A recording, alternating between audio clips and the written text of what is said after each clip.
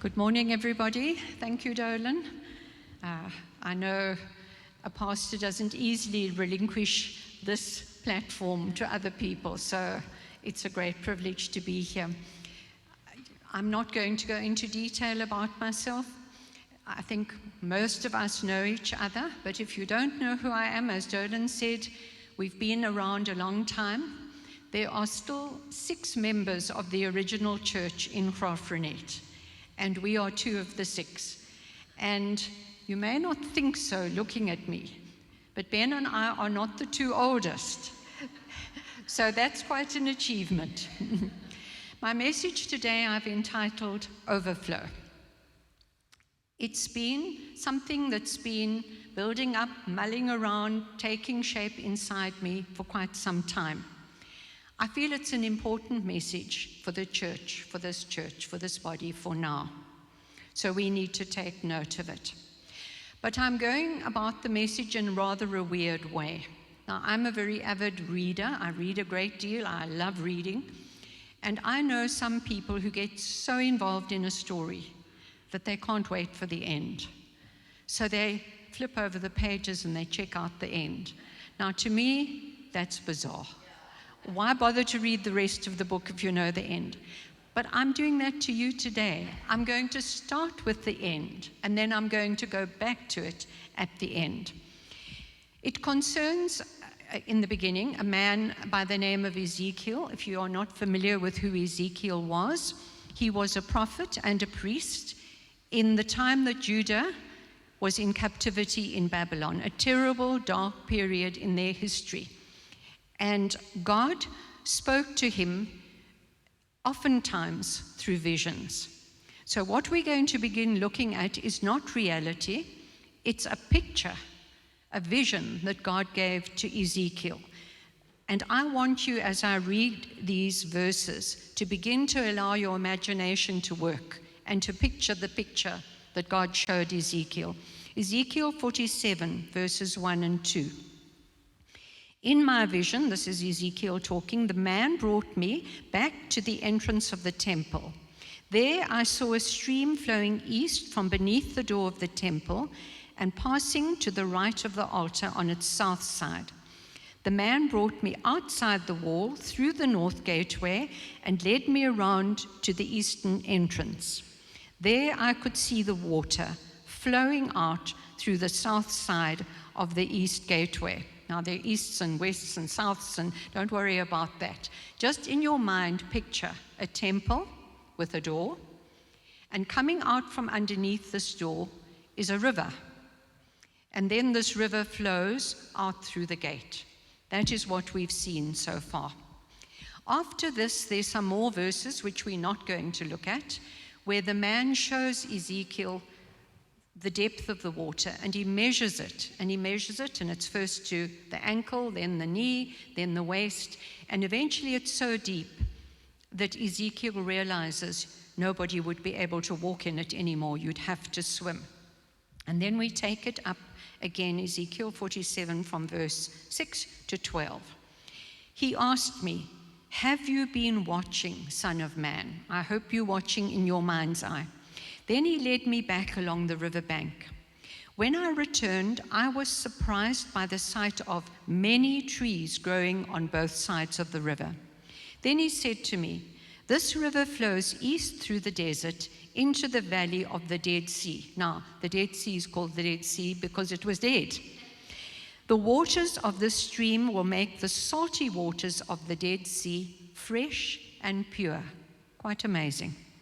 "There will be swarms of living things wherever the water of this river flows. Fish will abound in the Dead Sea, for its waters will become fresh."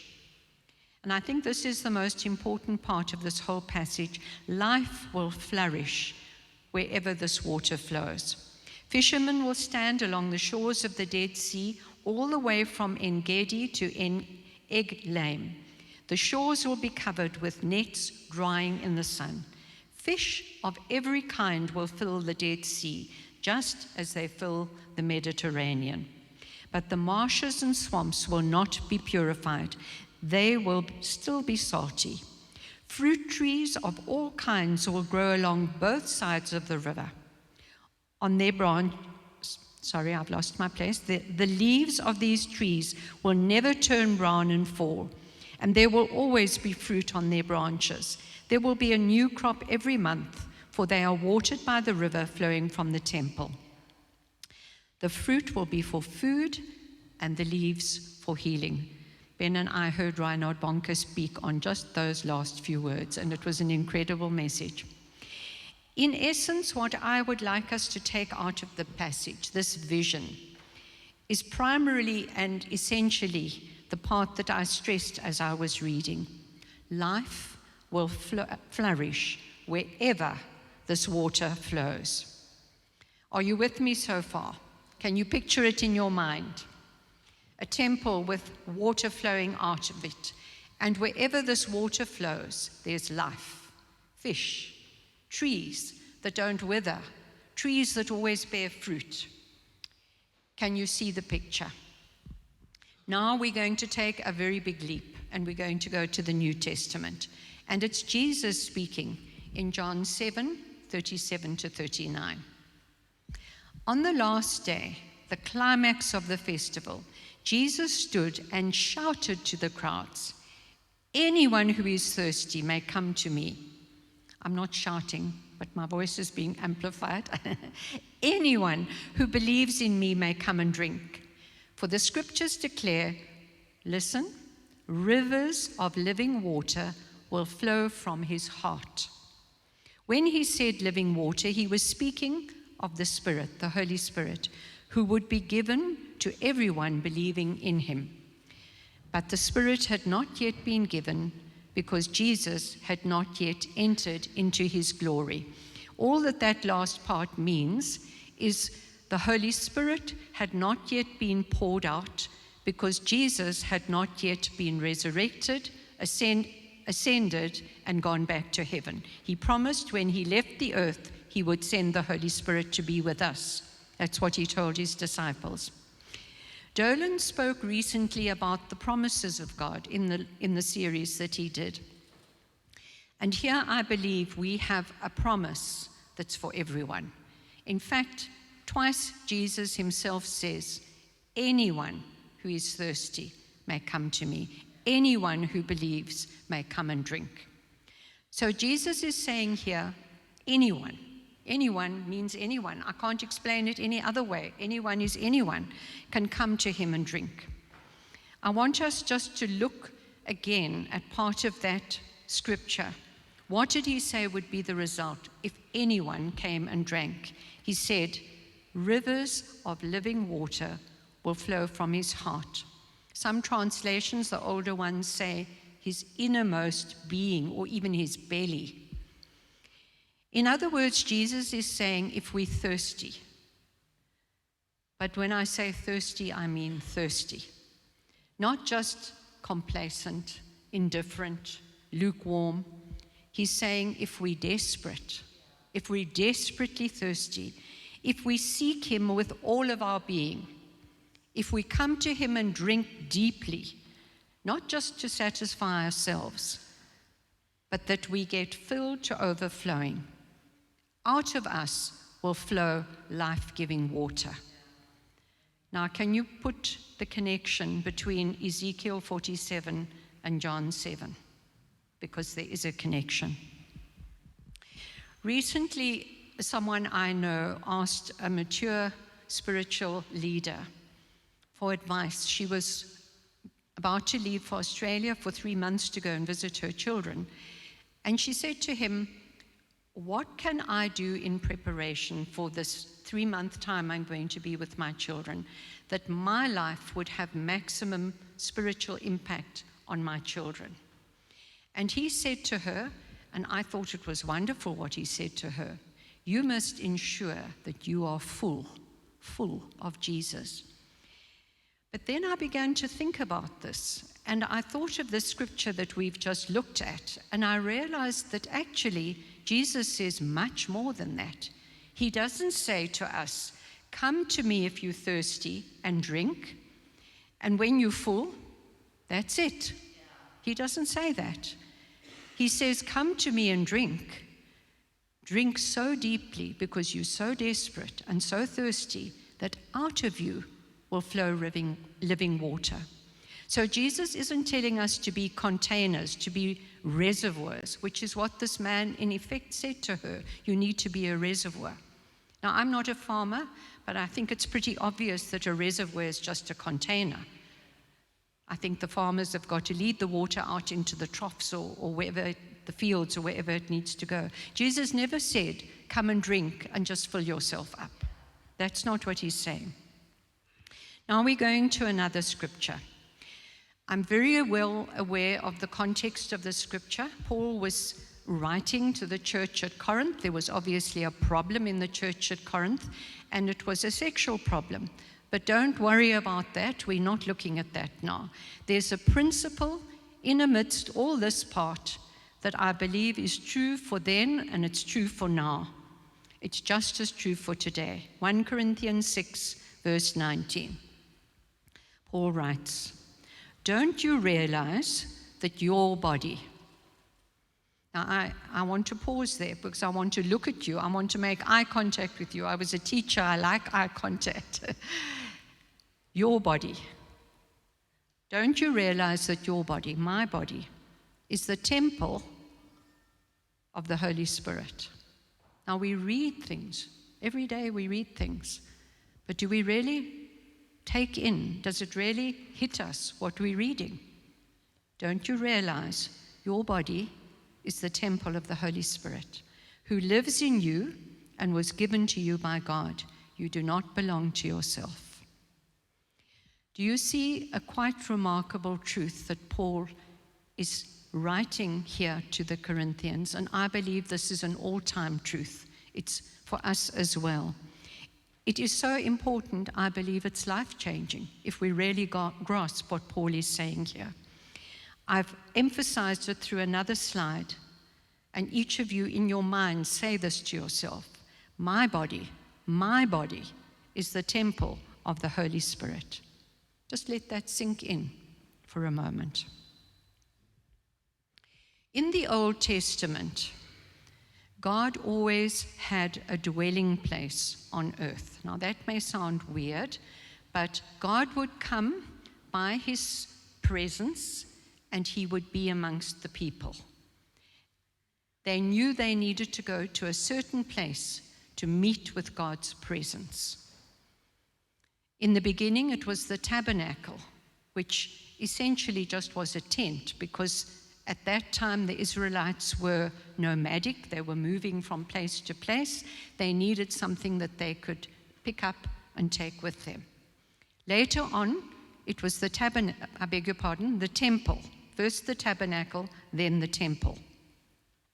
Now, if you know anything about the Old Testament, you'll know there are chapters devoted to the instructions about building the tabernacle and building the temples, the size, the shape, the materials to be used, what had to be put in there, where, what for. Often what we read, I don't want to go into too much detail here, and I don't know how Dolan in any case feels about this particular topic, but often what we read of in the Old Testament is a picture or a shadow of something to come in the new.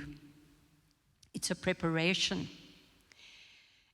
But if you think of a shadow, the shadow isn't real, is it? You've got to be standing there to cast a shadow. So the shadow isn't the reality is you. So the things in the Old Testament are often shadows. The word shadow is used not to say it wasn't real. The tabernacle was real, the temple was real, but what was to come was going to be better. For instance, the manna that God gave them to feed them, that came down from heaven every day. Jesus in the New Testament says, I am the bread of life, come down from heaven.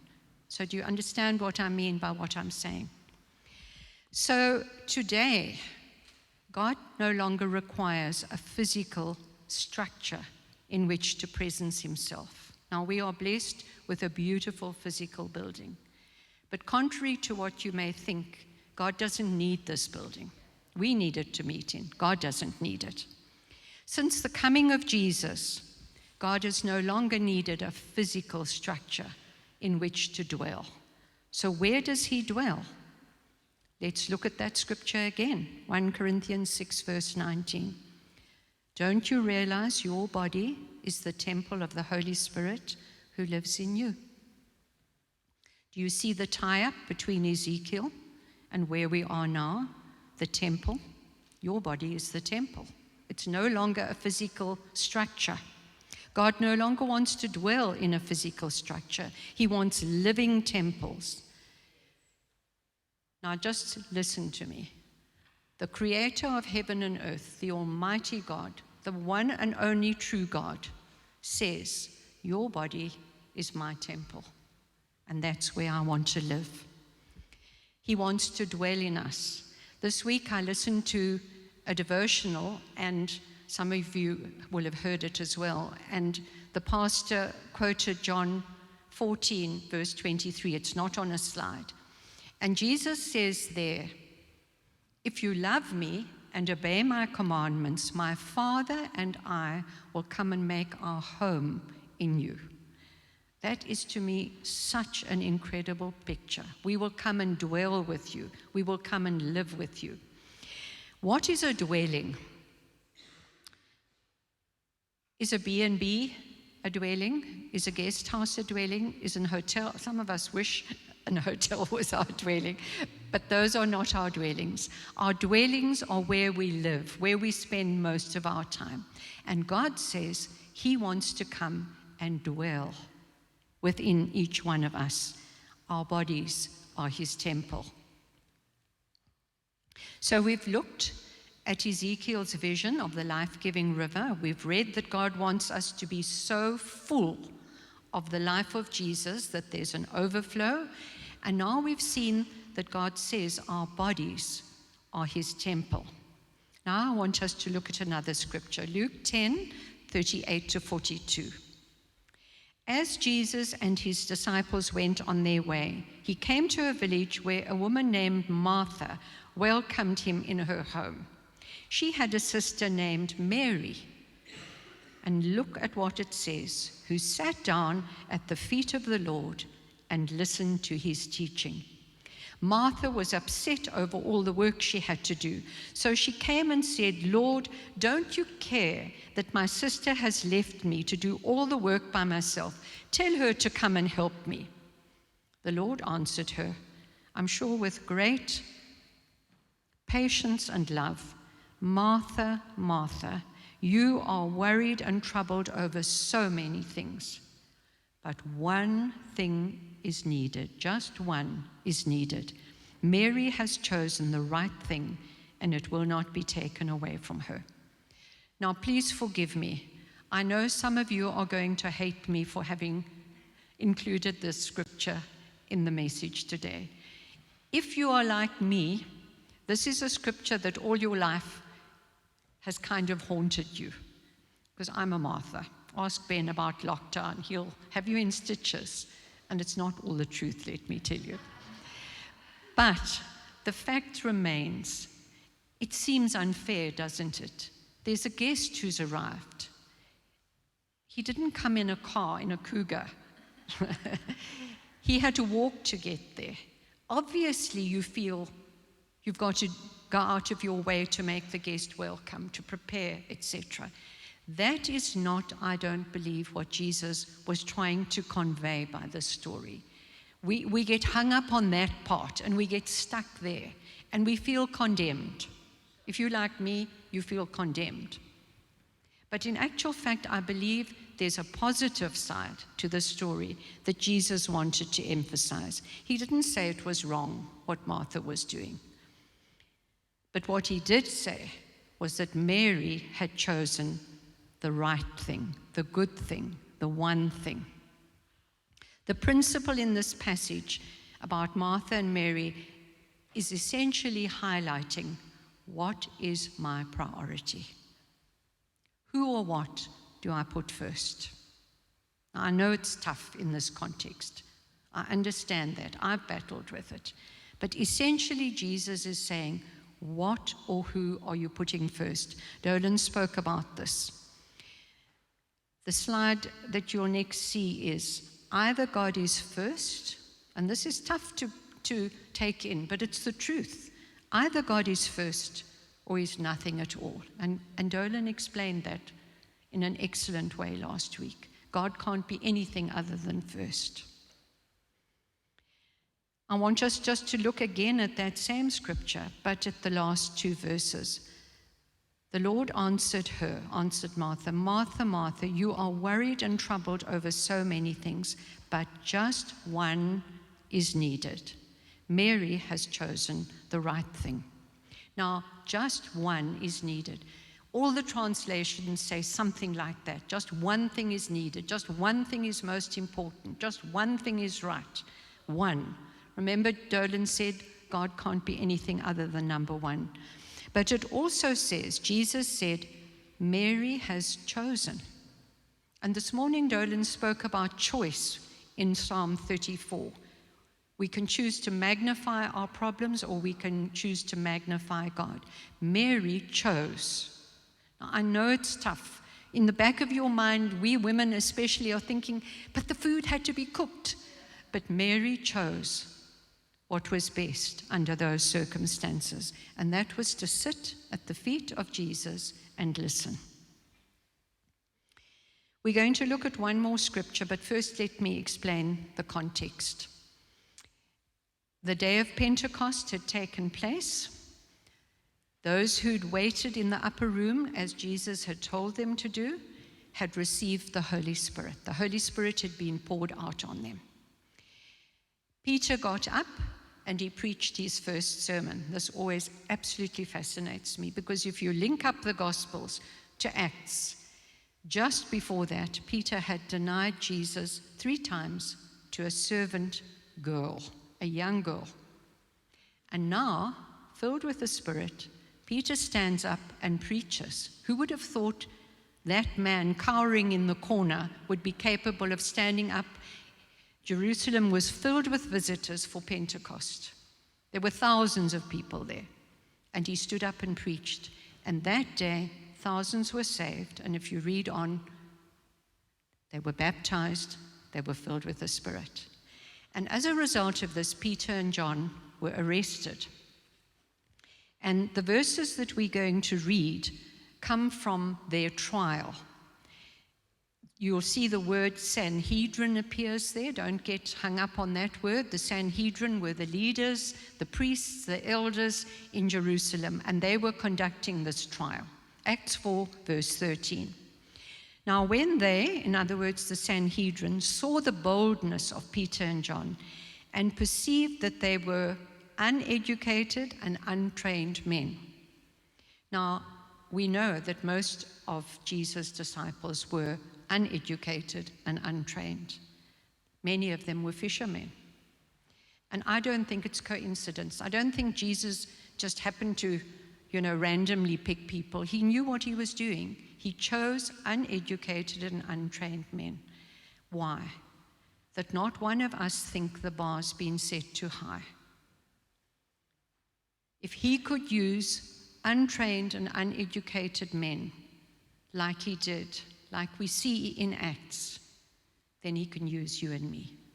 So, I'm going to read it again. Now, when they, in other words, the Sanhedrin, saw the boldness of Peter and John and perceived that they were uneducated and untrained men, they marveled, because they were very educated, these leaders. And they realized, and note what they realized, that they had been with Jesus. Notice the part of the verse that I've stressed. They realized they had been with Jesus. In other words, the 3 years that these men had been with Jesus had had such an effect on them that effect was obvious. It was visible. It was apparent. It was clear. It was easy for everybody to see. And as a result, the Sanhedrin concluded they had been with Jesus. Jesus, I'm sorry, I don't mean to be disrespectful. Jesus had rubbed off on them, if you understand what I'm trying to say. So when you and I walk out of these doors on a Sunday, when we go to the supermarket or home or wherever we go to visit friends, would people observing us, like the Sanhedrin did Peter and John, would they realize that we had been with Jesus? Is there evidence in our lives, clear, obvious evidence that we have been with Jesus? I'm not trying to make any of us feel guilty. I'm not trying to put a heavy burden on any of us. We are all human. There sits Ben. Ask him, has he got a human wife? He'll tell you a very human wife. But is there something different about us? And by different, I don't mean that we're weird. Heaven help us. That's not what I mean. Is there something different? Is there something different about how we conduct our lives, our marriage, the way we raise our children, the way we treat other people, the way we manage our finances? Is there something different about our lives? Would others looking at us acknowledge or realize that we had been with Jesus? I don't think we realize the responsibility that we have. It's a privilege, but with that privilege comes a responsibility. Jesus is no longer here on earth in the flesh. He's not here to talk to people, to guide them, to teach them, to demonstrate things to them. Instead, he is still here on earth. Do you know that? But where?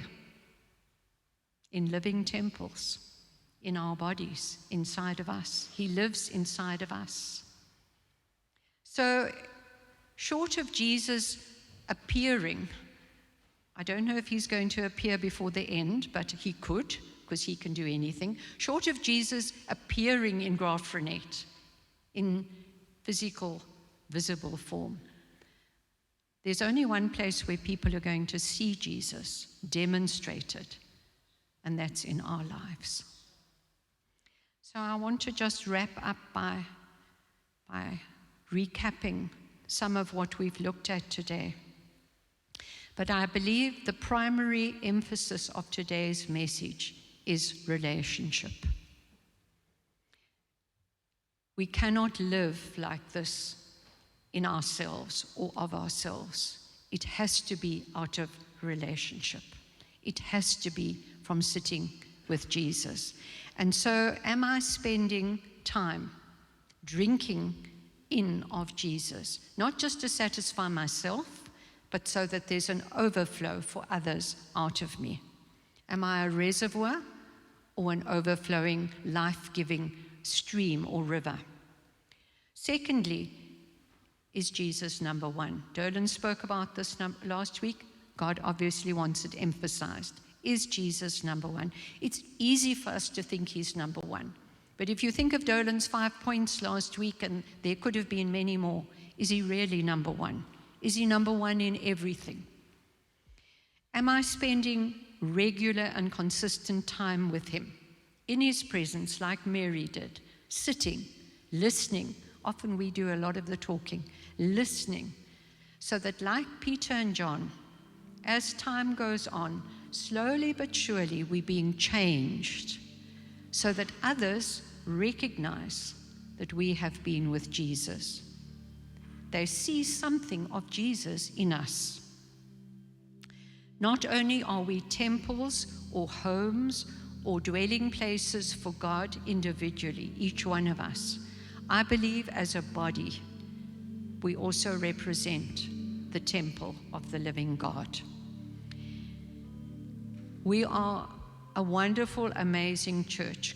Ben and I have been part of this church, as Dolan said, for longer than I think Dolan's been on this earth, to be quite honest. We would not have stuck around, I promise you, if there hadn't been good reason to do so. It's a wonderful church. It's a blessed place to be a part of. To see, and I believe what's in the head flows down into the body, the enthusiasm, the commitment, the passion of the people in this church. You don't even know, I don't even know what goes on behind the scenes. But is that all? Are we just to be a reservoir corporately as well? I don't believe so. And I believe that today, part of the purpose of this message that I have shared with you is that God wants us to change up a gear. He wants us to step up a step, to go up a notch. I don't think you could find two more dedicated, passionate, hardworking leaders than Dolan and Sarah. But there is no way they can reach Graaff-Reinet on their own. It's going to take each of us.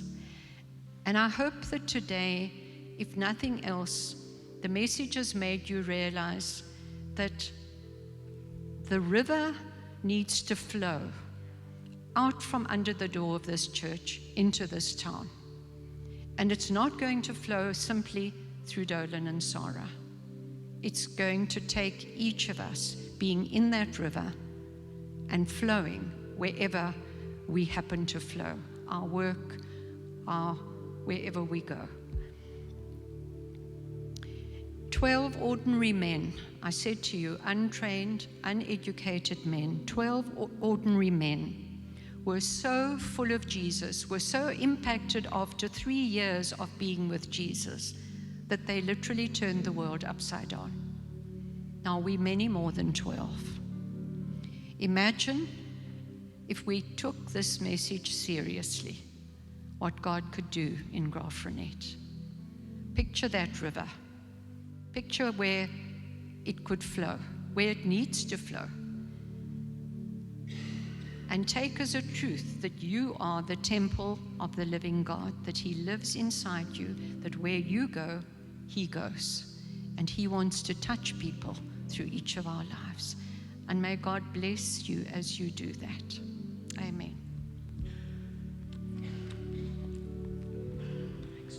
Thank you. Well, I really thank you, Wendy, for that. And this isn't a message for Sunday morning, you know. This is a message for tomorrow morning. This is a message that I really believe is extremely practical. I hope that you were able to connect the dots this morning, because sometimes going from Old Testament to New and making it practical isn't always the easiest thing, but I think you did really a great job there, Wendy. And for me, the thing that stands out is just the temple, that this picture in the Old Testament of this life-giving river that flows from the temple, and then realizing that we are the temple. Does life flow where we go? Does life flow out of our mouths? Does it flow in our actions? Does it flow to our staff? Does it flow to our friends? How do we make that life flow? Well, it comes from time with Jesus. And people go, well, time with Jesus is hard. Time with Jesus is hard. I have never figured it out. I'm telling you now completely openly and vulnerable that for me, it goes in cycles. And sometimes I feel close to God and I'm doing great, and sometimes I'm not. And I feel completely out of touch. And then I get it right, and then I get it wrong. And then I get it right, and then I get it wrong. Because in my mind, I've thought time at the feet of Jesus is only me and Him. And I find that extremely tough. You know, being in church here today, that's time with Jesus. You may not realize it, but think about it. Mary and Martha weren't isolated on their own in their room. There was a crowd of people. There were brothers and sisters. There were people helping. And Mary was there at the foot of Jesus. What was Jesus doing? Was He just sitting still? No. He was having conversations. He was doing life.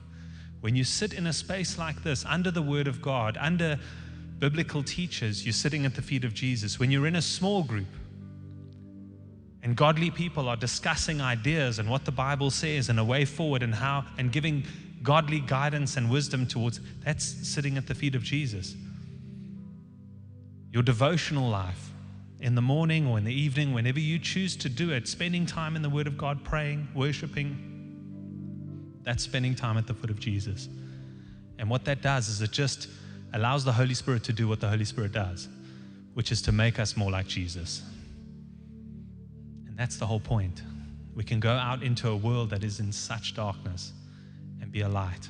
We can go into a world that's so dry and bring water.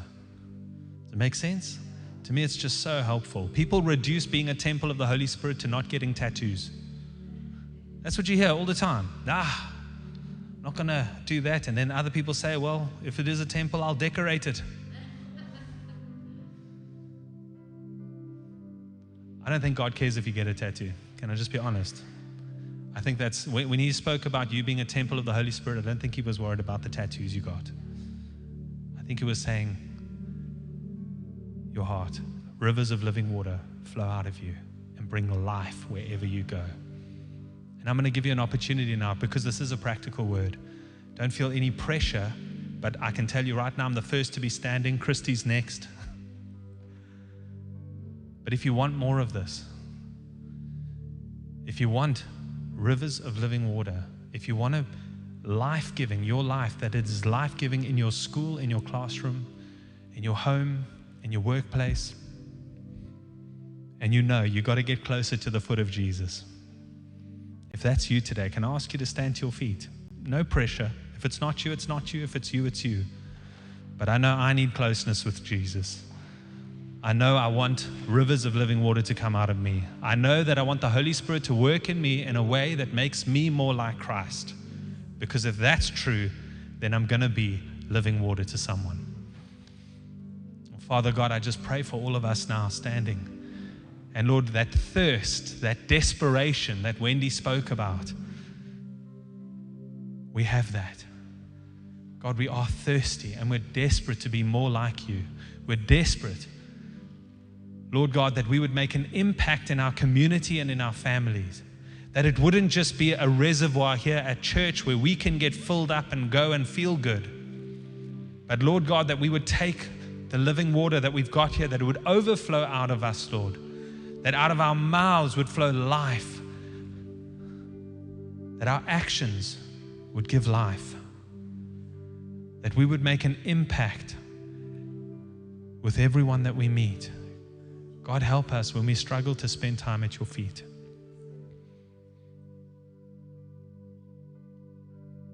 Help us, Lord. Holy Spirit, we need your help desperately.